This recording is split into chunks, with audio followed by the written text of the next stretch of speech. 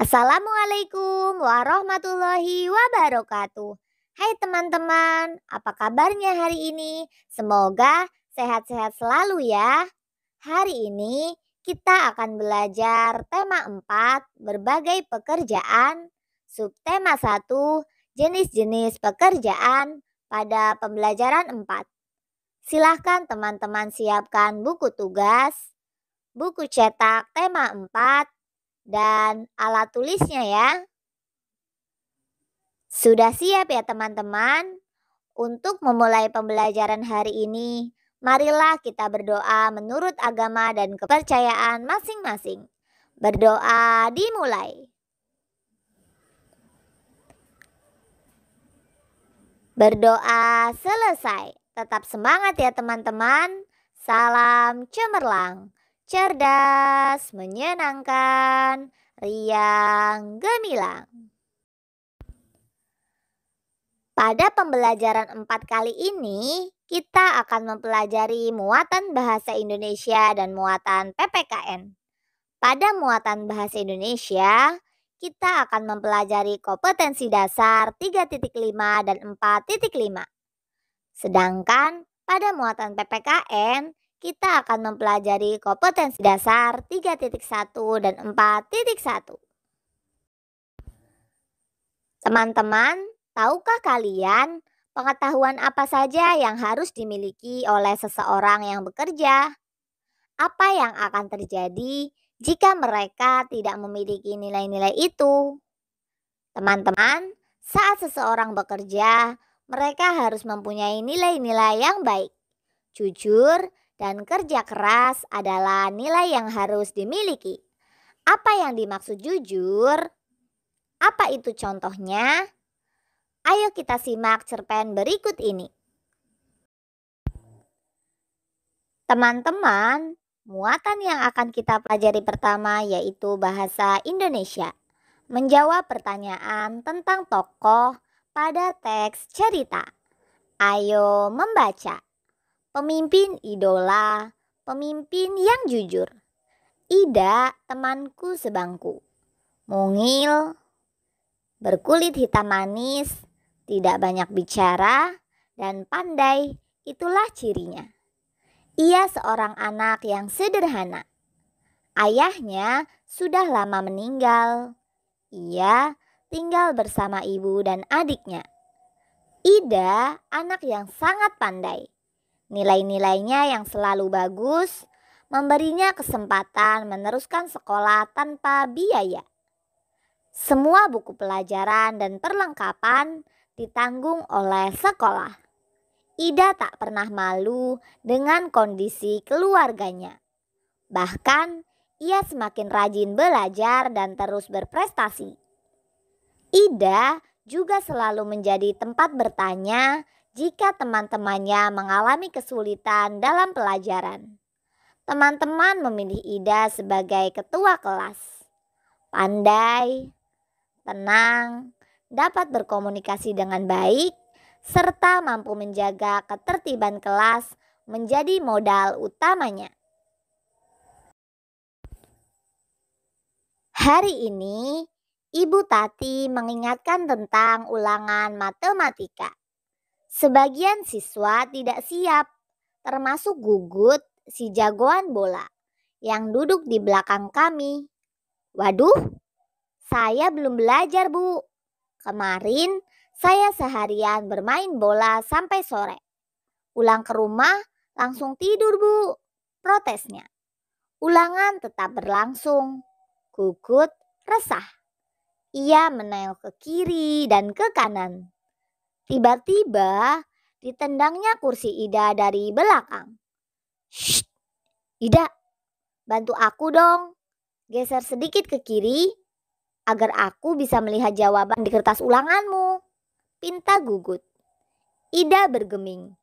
Ia hanya menggelengkan kepala pelan tanpa menengok ke belakang. Gugut mengganggunya lagi. Ayo dong, Ida. Sekali ini saja.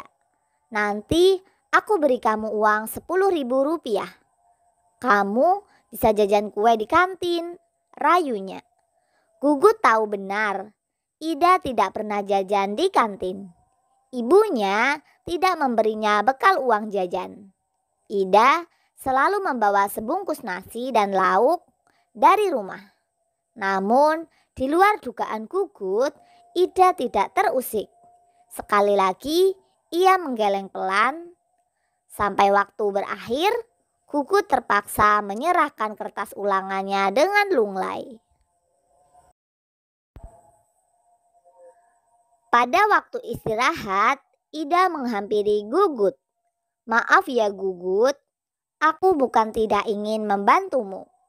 Menyontek dan memberi contekan kepada teman adalah perbuatan tidak jujur.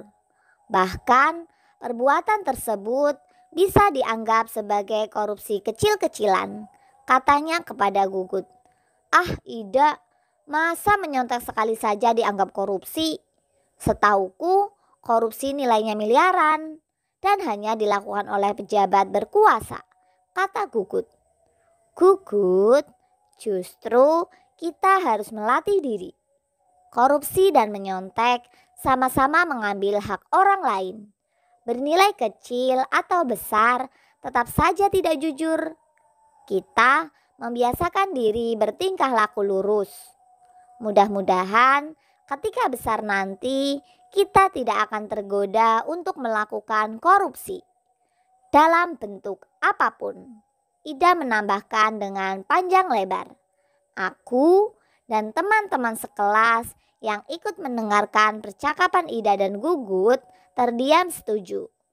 Memang tidak salah kami memilih Ida sebagai pemimpin di kelas. Tidak sekedar pandai, Ida juga patut dijadikan teladan. Nah, berdasarkan bacaan tadi, kita akan menjawab beberapa pertanyaan yang diajukan. Pertanyaan yang pertama, siapa saja tokoh pada cerita di atas? Jawabannya, aku, Ida, Gugut, dan teman-teman sekelas. Pertanyaan yang kedua, siapa yang mengikuti ulangan matematika? Jawabannya, aku, Ida, Gugut, dan teman-teman sekelas. Pertanyaan yang ketiga, apa yang dilakukan Gugut pada saat ulangan? Jawabannya, Gugut mengganggu Ida agar diberikan contekan. Pertanyaan yang keempat, apa yang dilakukan Ida ketika Gugut meminta jawaban? Jawabannya, Ida bergeming dan hanya menggelengkan kepala. Pertanyaan yang kelima, mengapa Ida tidak mau membantu Gugut? Jawabannya, karena memberi contekan adalah perilaku yang tidak jujur dan termasuk korupsi. Pertanyaan yang keenam, hal-hal baik apa saja yang dapat kamu ambil dari cerita di atas? Jawabannya, kita harus selalu rajin belajar dan selalu berperilaku jujur dalam kehidupan sehari-hari. Teman-teman, selanjutnya Sita akan menjelaskan, memberikan pendapat tentang sikap tokoh cerita. Sikap-sikap dari Ida, yang pertama, jujur, ramah, rajin belajar, selalu berbicara sopan, suka menolong teman yang kesulitan. Pendapatku tentang sikap Ida. Saya suka dengan sikap Ida karena Ida memiliki sikap yang baik. Ida rajin belajar, ramah, dan sopan. Ida juga mau mengajari teman-temannya yang kesulitan. Selain itu, Ida juga sangat jujur. Sikap-sikap dari Gugut. Yang pertama, tidak jujur, malas belajar, dan suka memaksa. Pendapatku tentang sikap Gugut. Saya tidak suka sikap Gugut karena Gugut memiliki sikap yang buruk. Ia malas belajar dan suka memaksa serta tidak jujur. Nah, itulah pendapat Sita tentang sikap tokoh cerita di atas. Bagaimana pendapat teman-teman tentang sikap-sikap yang dimiliki pada tokoh cerita yang telah dibacakan tadi? Teman-teman, muatan pelajaran kedua yang akan kita pelajari yaitu PPKN. Penerapan makna sila pertama Pancasila. Sila pertama mempunyai makna yang harus kita amalkan dalam kehidupan sehari-hari. Salah satu makna sila pertama adalah melaksanakan ajaran agama dengan baik. Setiap agama pasti mengajarkan untuk bersikap jujur, baik dalam perkataan maupun perbuatan. Dengan berbuat jujur, kita sudah mengamalkan ajaran agama dan Pancasila. Berikut Sita jelaskan dampak bagi orang yang mencontek, dampak bagi orang yang memberi contekan, dan dampak bagi guru yang mengajar. Dampak bagi orang yang menyontek, menjadi malas, belajar sehingga prestasi menurun. Selalu bergantung kepada orang lain sehingga kemampuannya tidak berkembang. Dampak bagi orang yang memberi contekan, merasa terganggu sehingga tidak bisa berkonsentrasi saat ulangan. Tidak mendapat keadilan karena orang lain bisa meraih nilai bagus tanpa perlu berusaha keras. Dampak bagi guru yang mengajar, tidak dapat mengukur kemampuan sebenarnya dari murid-muridnya. Tidak diperhatikan saat mengajar di kelas. Teman-teman, kita harus membiasakan bersikap jujur. Sikap jujur bermanfaat bagi kita.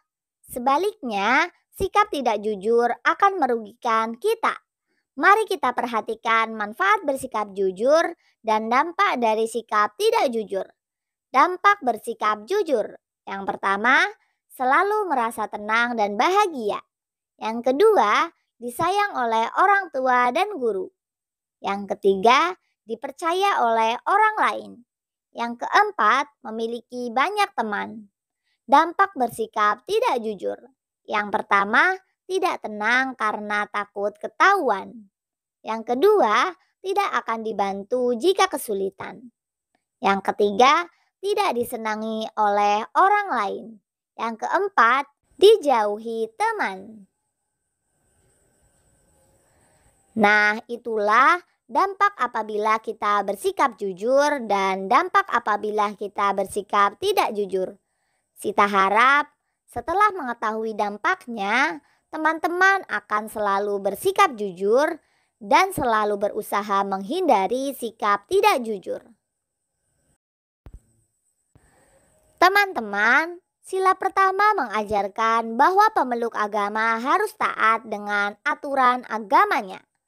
Setiap agama pasti mengajarkan pemeluknya untuk berbuat jujur. Sikap tidak jujur akan membawa dampak bagi diri kita dan orang lain. Semua orang harus jujur, termasuk orang-orang yang bekerja. Benar kata Ida, mungkin tindakan tidak jujur ketika sekolah adalah mencontek dan tindakan tidak jujur ketika sudah bekerja bisa korupsi atau mengambil hak yang bukan miliknya. Bagaimana dengan teman-teman? Apakah teman-teman sudah jujur? Silahkan teman-teman ceritakan. Nah, agar lebih paham bagaimana bentuk ceritanya, Sita berikan contoh cerita tentang menerapkan sikap jujur. Perhatikan baik-baik ya teman-teman. Menerapkan sikap jujur. Orang tua Uni selalu mengajarkan tentang kejujuran. Oleh karena itu, Uni selalu menerapkan sikap jujur dalam kehidupan sehari-hari. Suatu hari, Uni dan teman-teman sedang membeli makanan di kantin sekolah. Saat itu, keadaan kantin cukup ramai. Banyak anak antri untuk membeli makanan. Ibu penjual kantin menjadi terburu-buru melayani pembeli. Setelah mendapat makanan yang dipesan dan uang kembalian, Uni segera mencari tempat duduk. Di tempat duduk, Uni langsung memasukkan uang kembalian ke saku. Setelah Uni dan teman-teman selesai makan, mereka kembali ke kelas bersama. Di kelas, Uni segera menuju bangkunya. Ia menghitung uangnya sebelum dimasukkan ke dalam tas. Ternyata ibu kantin keliru saat memberikan uang kembalian. Uni segera kembali ke kantin dan memberikan kelebihan uangnya. Uni takut ibu kantin akan rugi jika ia tidak mengembalikan uangnya. Uni merasa tenang setelah mengembalikan uang tersebut. Nah, setelah sampai di kantin, Uni langsung menyerahkan uangnya kepada ibu kantin. "Maaf Bu, tadi uang kembaliannya kelebihan. Ini saya kembalikan." "Terima kasih Nak." Wah, Uni memang sangat jujur ya teman-teman. Mari kita contoh sikap Uni dalam kehidupan kita sehari-hari. Terima kasih teman-teman karena telah mengikuti pembelajaran hari ini dengan baik. Semoga ilmu yang kita dapatkan hari ini bisa bermanfaat untuk teman-teman maupun orang lain. Untuk menutup pembelajaran hari ini, marilah kita tutup dengan berdoa bersama. Berdoa dimulai. Berdoa selesai. Tetap semangat ya teman-teman. Jangan lupa teman-teman selalu memakai masker apabila bepergian, mencuci tangan, selalu berusaha memakai hand sanitizer, dan jaga jarak. Nah, sekian pembelajaran dari Sita. Salam cemerlang, cerdas, menyenangkan, riang, gemilang. Assalamualaikum warahmatullahi wabarakatuh.